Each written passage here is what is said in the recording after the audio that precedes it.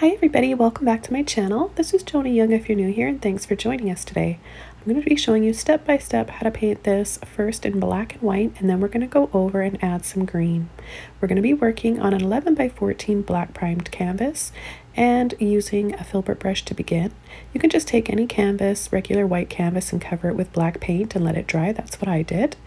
I'm going to start this in the center here with some titanium white, just creating a little soft circle for my moon. I'm going to apply most of the paint in the very center where I started, and then work that paint out of my brush by just going around and around and around, creating a larger haze and like ring around the moon so that it looks really soft and gets a little bit lighter.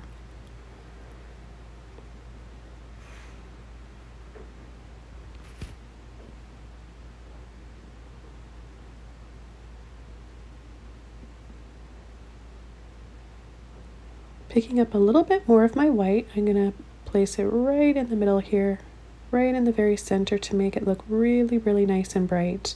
This will help draw our eyes into the moon.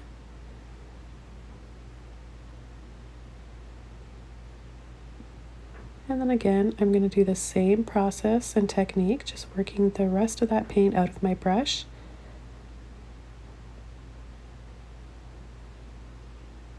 And now I'm going to come in and start to place my little pathway smaller underneath the moon, and then just sliding my brush back and forth, making slight little scoops, making those lines wider and wider as they get closer to us in the foreground or the bottom of the canvas.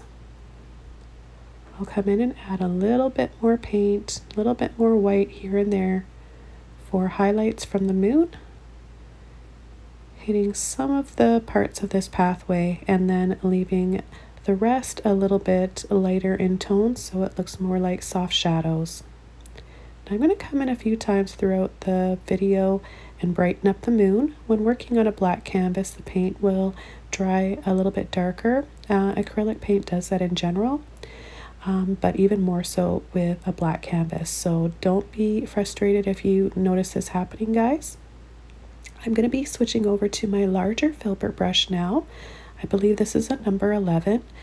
Having it a little bit wet first to start, then picking up titanium white, placing my brush right on this horizon line here, and just pulling and flicking gently, creating an instant forest, making it look very soft and feathery like in the distance. Then we'll come in with more of the detailed trees. So I'll begin this one over here, and I'm just going to start by turning my brush to make a little line and then turning it over, tapping, leaving some spaces, and then tapping again.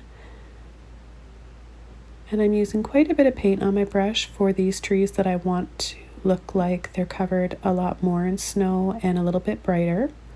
This will hold the color and take the color better later on when I filter over with my Viridian green and my turquoise. Now I think that you guys have seen a few of these black and whites or grayscale paintings that I've been doing, but if you haven't, there will be a link below, playlists and videos that you can watch. It's a really fun process, and it makes it quite easy for beginners or any level. It's just really satisfying and enjoyable to paint like this. You can add any color you want over after, or just leave it black and white. So I'm just brushing out a little bit of that leftover paint from my trees down below, and then turning my brush sideways, adding a little fence here so they're closer together and shorter back in the distance, and then they're spaced out a little bit more, leaving a little bit more of a gap, and then longer lines towards us in the foreground. Then I'll just take my brush and just drag a little line through, making it kind of swervy and swirly looking. I like this look. It kind of goes along with the round soft lines of the moon and the sun rays, and also the rounded snow-covered branches. I'm just going to drag out the rest of that paint at the base of each of these fence posts where we have a little bit more height there from the snow building up against the base of them, and possibly the moonlight reflecting down on the pathway. I'll add a thicker amount of snow on some of the fence posts, as well as these boards running through that join them together. So that once it dries, you can feel a bump you can feel that paint. So it's nice and thick and really creates some lifelike atmosphere in the painting. And then I'll come in here and start adding the rest of my trees. And I want this one to be a little bit leaning. I love leaning trees in a painting, and it just adds a little bit extra character, I think, and whimsy. You can make yours straight up and down if you want, though. They'll be fine and look nice either way. It's just whatever you prefer. And here I'm going to come in with my biggest tree. It goes right off the canvas. So I'm using a filbert brush for my trees instead of a fan brush. I've just found over the years I've switched. I used to love using a fan brush, and don't get me wrong, they do work well. I find that I like the way the branches look better from the filbert brush. They're a little bit more neat and tidier to create. Sometimes the fan brushes can tend to want to do their own thing, and they're a little bit harder to control unless you can find a really good fan brush. But this filbert brush, I'm not sure what the make is. It's worn off on the handle, but I'll do my best to find out.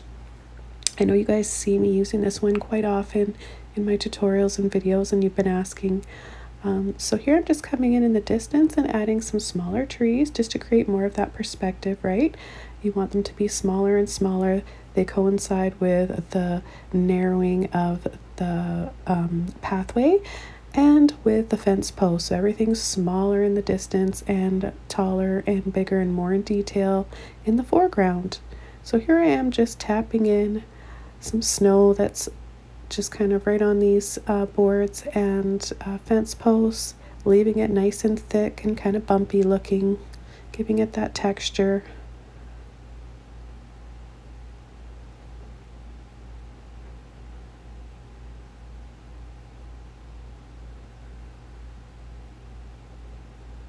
Just adding a little bit of snow on the tops of them as well.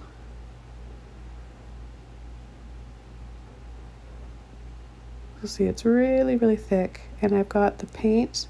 How I load my brush up, I have the paint on the very end of my brush because that's all I want to be using. I'm just working on a skinny little area here, so I don't need to use the full width of my brush. So there's no need to load your entire brush, right? You just load the area that you're going to be using. I'm just going to continue to add a little bit of snow here, and notice how when it gets further away, I stay away from that. I just focus on the majority of the paint here in the foreground. So just add more white, more paint wherever you want your highlights to be the brightest. Imagine where your moonlight will be reflecting on your trees, and always keep in mind that once it's dry, it's going to be a little bit darker. It's going to set into that canvas, and what you think is really white now while it's wet will be a couple shades darker, so it may look a little bit more of like a gray white, or even just gray, which is always nice too. Black and white or gray and white paintings are very beautiful.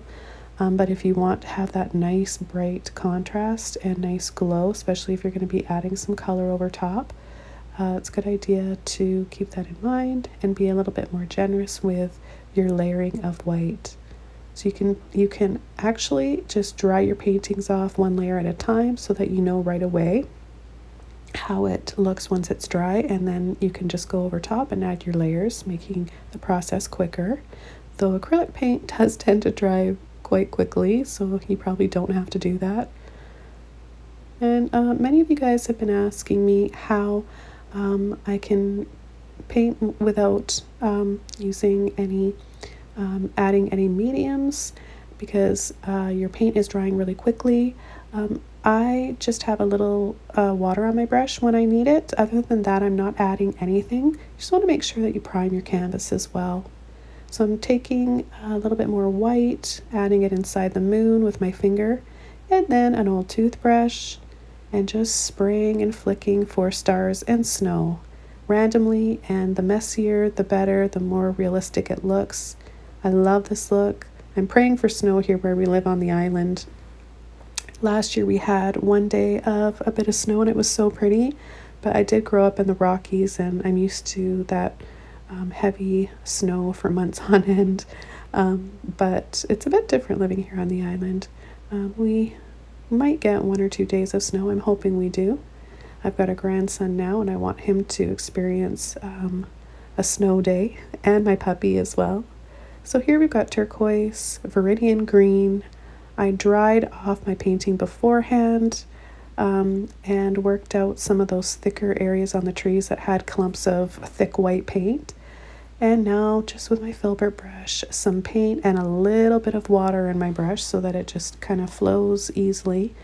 I'm going to filter over wherever I want that color to be. So you guys are totally in control. You choose where you want it to be. And if you cover up a little bit too much, you can gently wipe it off with a cloth or scumble it off with a damp paintbrush.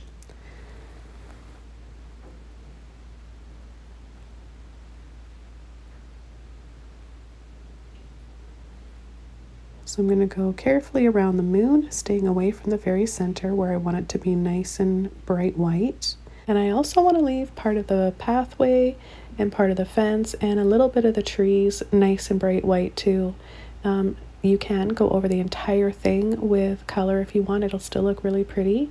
But I like the softness that the white adds to this. I like that light, that warm, comforting glow of the moonlight. So I'll place the green, the Viridian green, a little bit of turquoise wherever I want it, and then decide if I need to take it off in a few areas. And I will be scumbling a little bit off on the branches on this tree or a few trees. So I'll demonstrate how to do that so you guys can see how easy it is to take it off. Of course, if your paint is all dry, you're not going to be able to get that off. But what you can do is just go over top with a little bit of white if it's dry and you're unable to get it off. But you can get it off right away if you accidentally go over a branch or just decide, you know, I want this one to be a little bit brighter. I want to create more light and shadow. And I'll go over part of the fence, part of the pathway. But the general idea is to have a nice balance of light and shadow. And I chose turquoise and Viridian green because it's one of my favorite colors. I love this bluey, minty, frosty color. It's comforting, it's kind of warm but cool at the same time, so it kind of is how I feel and how I embrace winter. I think it's cold but also very beautiful and cozy. So this color kind of makes me feel like that, and I think that it explains and describes how I feel about winter. And you can choose any color that you like. You could do this in purples, blues, pinks, even reds. And of course, just leave it black and white. You could add little bits of glitter. You could use iridescent paint. Use your imagination and be creative, guys.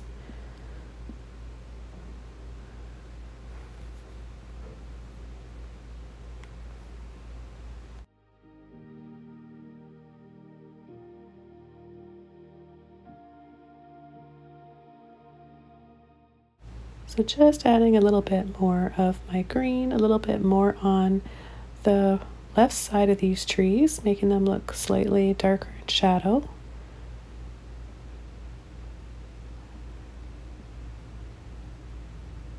going to take a little bit of white without washing my brush off and just add a few little scoops very softly here, barely touching the canvas. Adding a little bit more light because I feel like I went over with a bit too much of my green, so I want to kind of just brighten this up, and then I'm just going to scumble side to side all the way down to the bottom of the canvas.